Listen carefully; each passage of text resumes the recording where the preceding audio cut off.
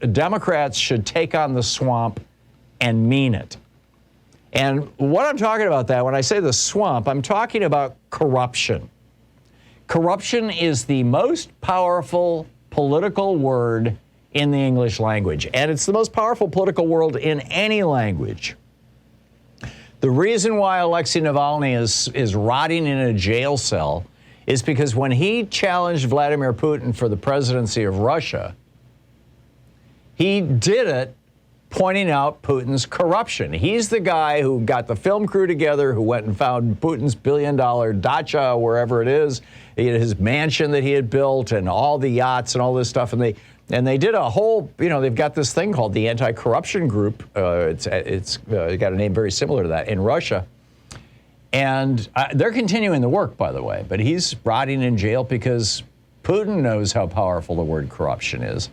Democrats need to learn from this, right? I mean, Jair Bolsonaro in Brazil, when he ran for office the first time, he ran on ending corruption in Brazil. In fact, he said, and I quote, "The evils and harms of corruption affect the population in any way. This is what we want to stop.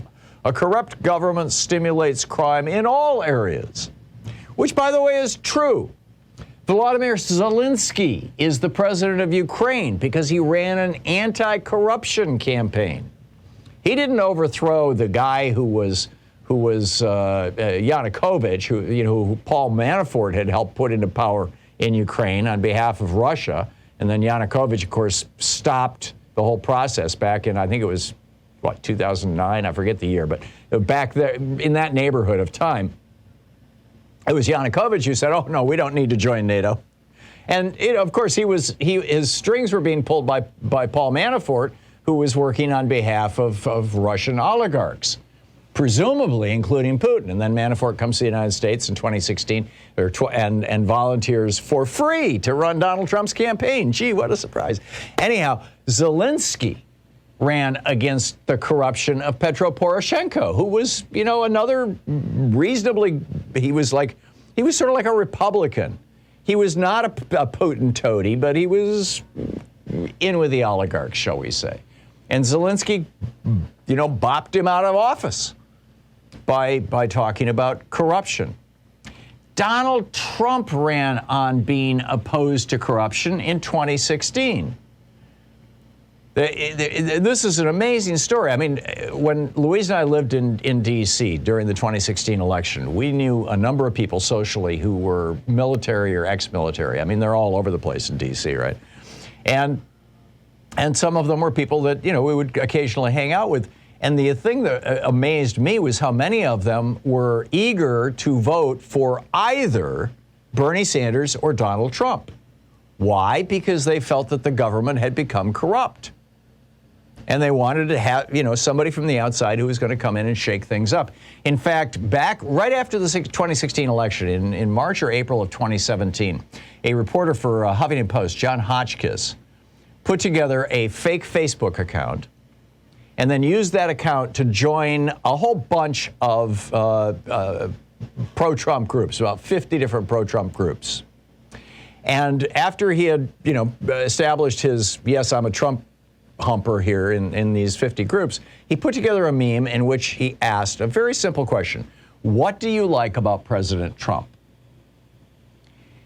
I'm quoting from his article in Huffington Post, quote, "I got more than 1,000 responses in 24 hours, and the thing people wrote most is that they like Trump because he's not a politician. He's a real American, not corrupted by Washington and beholden to no one." Trump ran on an anti-corruption campaign. Remember, in 2015, he was on the stage with all these other Republicans, and he said, and I quote, "They will be bombarded by their lobbyists that donated a lot of money to them." Again, Jeb raised $107 million, okay? They're not putting that money up because it's a wonderful charity. Well, it is a charity, but for them, not for Americans. And he says, so their lobbyists, their special interests, their donors will start calling President Bush and saying pretty much whoever is president other than me. And they'll say, you have to do it. He gave you $1 million for your campaign, $2 million, $5 million. And the plant will be built in Mexico. And that's how we just lost all the plants all over the country. This is Donald, and end of quote. That's Donald Trump back in 2015, wiping the floor of the most powerful Republicans in the United States and the most well-funded and the most well-known Republicans, Ted Cruz, Jeb Bush. I mean, Chris Christie knocked them all out one after the other. So, after that, of course, Trump assembled the most corrupt cabinet in the history of the United States. His attorney general was so corrupt he wouldn't even tell us what Robert Mueller came up with. He put a fossil fuel lobbyist in charge of the Interior Department. He put a coal lobbyist in charge of the EPA.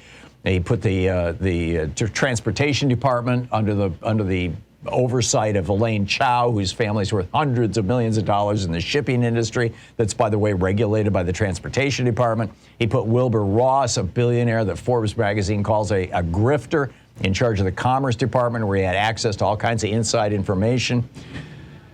I mean, he put, fascists and criminals like Paul Manafort and Michael Flynn into the heart of our political system. I mean, and the only consequential piece of legislation in 4 years that Trump passed was an insanely corrupt $2.5 trillion tax cut for his billionaire buddies.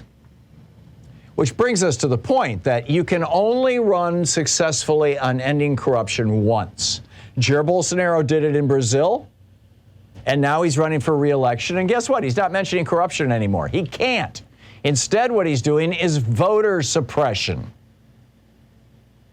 In Brazil, the Republican Party ran on anti-corruption once in 2016.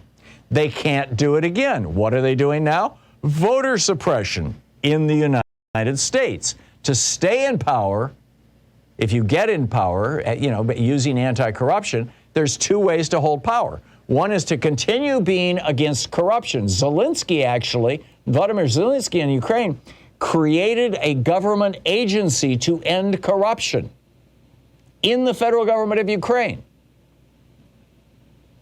If you're truly opposed to corruption, walk the talk.